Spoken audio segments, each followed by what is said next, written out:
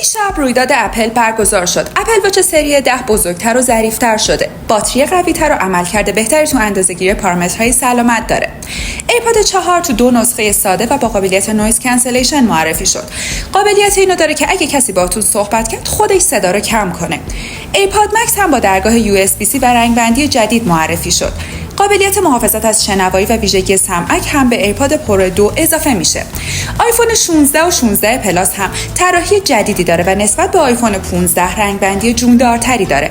مثل همیشه کیفیت دوربین و باتری بهبود پیدا کرده.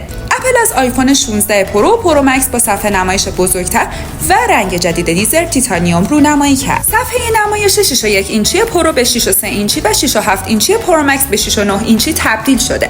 سرعت شارژ مکس سیف 16 پرو و پرو مکس به 25 وات ارتقا پیدا کرده و قابلیت فیلمبرداری 4K و 120 فریم بر ثانیه اضافه شده.